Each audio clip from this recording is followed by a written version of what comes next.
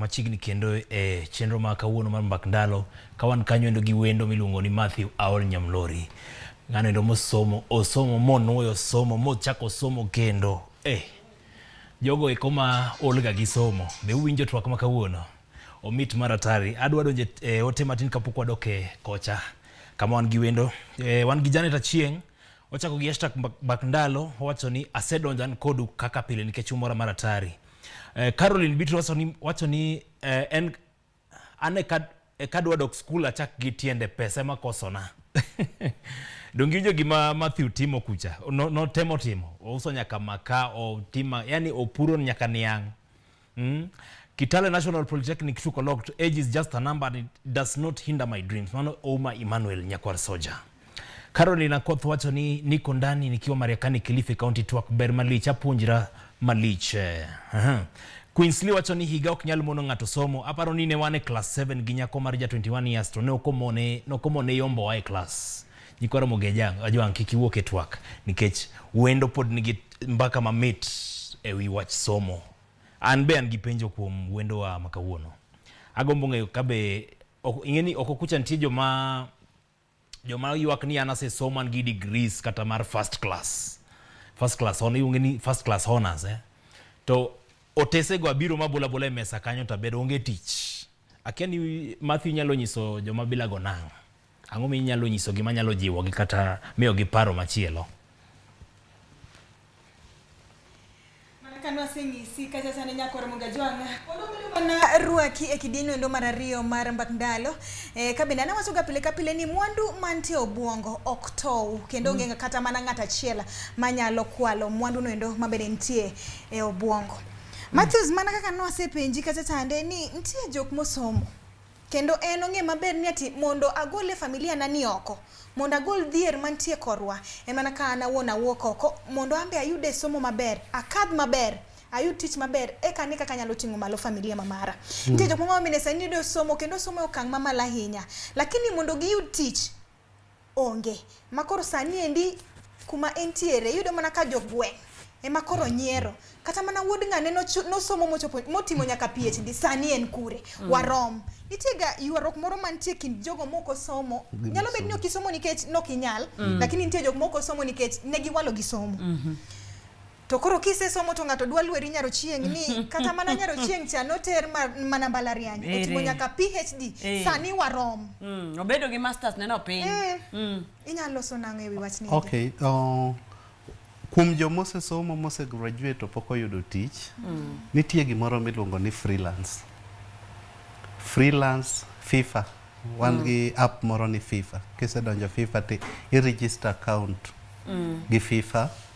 To koro ki-register account nitie works, nitie kaka mag research, nitie tich mag academic writing, nitie tich mar editing. Nitie ng'ama eno osendiko to odwa ni edit ne kata thesis ne mar 75 pages. Kamano. To kise edit that work to ioro ne to o approve to oro pesa e PayPal ni. Pesa donje e PayPal mari. Koro ng'ama osesomo to pok oyudo tich, omany laptop. O register freelance. Maen FIFA freelance. To kete obed online, omany data. Kamano. Koro kosebedo online akonya koso tich. Tije ng'eny. Kise somo ni kujituma. Okinyal somo ti dhi e gweng'. Koro discourage nyaka nyithindo mapoko somo gichako wang'o skul ya nyathiwa moro no dhi Kanga to dhi Nairobi University of Nairobi wayueyo go ka gongware. That is too bad of you. An kanya natieko KU atimo internship Communication Authority of Kenya. Katieko internship Communication Authority of Kenya consultancy firm moro okawa adhi matimo research gi World Food Program Baringo County makata kuma nyocha bonde gore no aluorora kanyo katimo youth and agribusiness Baringo County ayudo gimoro mokaoro dala moro chulo goren moro koro okanyal bedo na onge tich. You see, you present yourself. So after presenting yourself, okinya koso tich. It is really wrong. Ni state parastatal no stop hiring permanent employees. And also ndiko be ji eng'eruok. Iyudo king'e ng'ato to you have a soft landing. To kikia ng'ato you have a hard landing. So let me talk to those who have a hard landing. Ujitume and apply as much. I have a friend who used to no apply job almost 100 times. The 100 times are very well paying jobs, and he's now doing very well in the society. Koro kik chunyi tho nikech ng'ato ka ng'ato Nyasaye nigi ndalone. Ok inyal nyisa plumber dongo somo e gino timo plumbing. Producer mar program wani dongo somo. Joma repair all this thing, videos gi and whatever dongi somo. Dongo somo. Koro ng'ato ok nyal biro nyisi niya an ago ngware, an to ito ni somo to discourage. Luore gi chuny ng'ato, but I'm telling jomo somo ni present yourself, jituma. Look for your laptop, join freelance. Kama podi manyo teach. The moment when me manyo teach, at the same time you have something to do. Inyalo chulo rent, kanya thiu moro onge fee, inyalo chulo ne fee, kama mau thagore inyalo konyo. Ok ni koro ni graduate moe. Idhi dala koro imbi dhi ywecho dala chiemo dala, podi idagi neru, kati idhi dagi neru. That is very wrong. Present yourself. Prove the genie gimani somani you can apply it practically. Come on. So the person mosetimo nyaka PhD manyalo ndiko thesis, manyalo ndiko dissertation. It is too wrong. Niko rimbi bedo piny, ok inyal timo research, ok inyal apply a consultancy firm gi mondo mi research work, mondo tim research mondo yud pesa ni. Yeah. Ni wewe kujituma. Erokamano Nyamlori. Kapok apenjo yiena mondo asom utimo ko kaindi machuok. Antiere kaindi gi ng'ato ko wacho na nyinge nyakoro muga juanga amor ga ka asomo nia oteni wuokuma kamai ng'ani neno wakani kama to en owuon iluonge ni ng'ae waol gi wuogi nyawawa.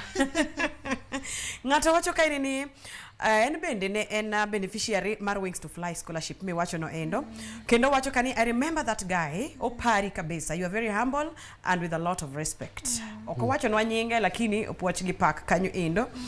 Antiere kendo gi ng'at machielo wabendo ng'eye wacho ni his story is amazing. While at KU joluoge Kisungu, we thought he was an agent of state and university intelligence sent to infiltrate student politics. But afterwards we saw his steadfastness. Mano kochola wood kano aparo ni ng'e no somo kode kanyo endo.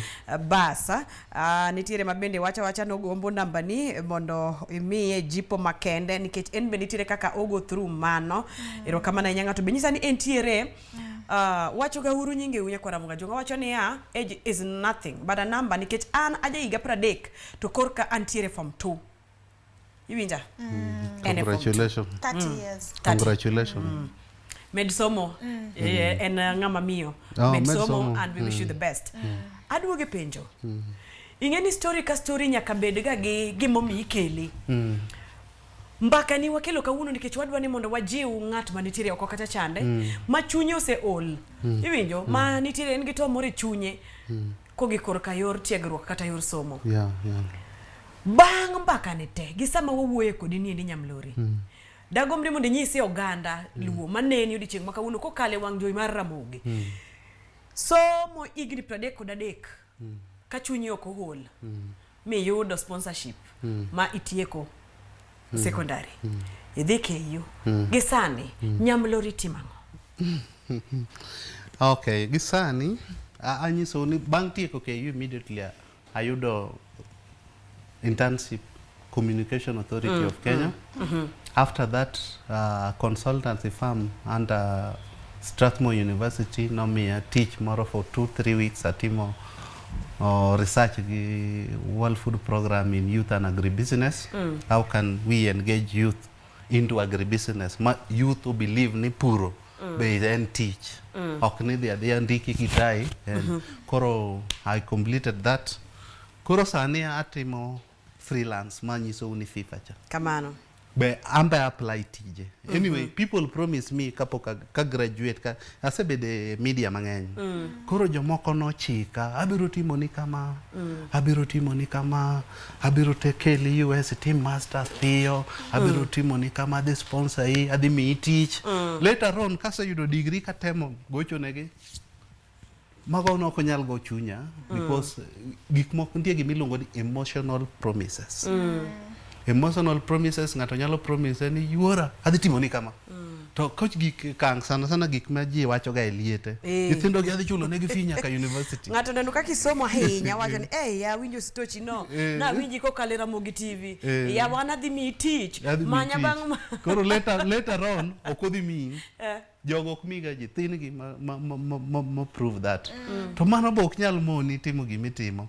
And I keep my life moving. Apply chance mayudo tatimo gimora mora mayudo tatimo research kayudo tatimo academic writing kanga ne dwona ndik ne article antiko because I have the knowledge and I have the skills to do that. Koro gima temo wacho no ganda luo ingeni an boy child. In as much as ni Oganda luo fight for girl child to be happy, boy child believe to rumonda at least ka girl child ni malo to boy child nyanyuomo girl child donge nikech girl child kanigi PhD to boy child is a form 4 dropout mok nyal dhi e mbalariany. Ingeni girl child man PhD cha ok nyal yie a boy child ma jak form 4 nyuomo. Koro as we fight nikech I am very sure ni de ana girl child moro ni mine konyorega bisa yudo women rep moro or women governor or women miomoro musomo professional moro kata man UK US could lift that girl child obed a level moro to one kaka boy child ngeni debe ne an girl child ok anodi chiko because nan boy child gi society being an perception of society towards the boy child iyudo ni ma nganya dhi kata pamo kor gari to survive. Hey Nyamlori ose graduate after struggling for long.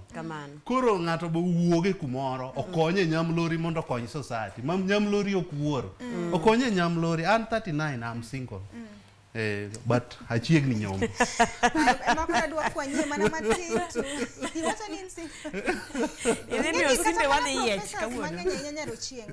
Yudo ni ng'ato en professor kendo en professor moro maduong' ahinya to poko kendo kata nyathi be ne maonge ko. Dibede ni somo ni endi bende ko nyalo kawo pachwa makata mana gik moko mag bet gi ng'ama dhako bet in a relationship ni endi seche moko nyalo bago nikech ni ng'ato concentrate sana e somo. In koro san. Ne to koro keto Nyaka tin koro sani Nyamlori ose struggle gi gik mose kale chiedh nade mose wuothe ko soma ne makoro somo kendo winjo ko wacha maber Ramogi TV ni en single 39 kai nyakwara moga jua gini ok dhi kodwa maber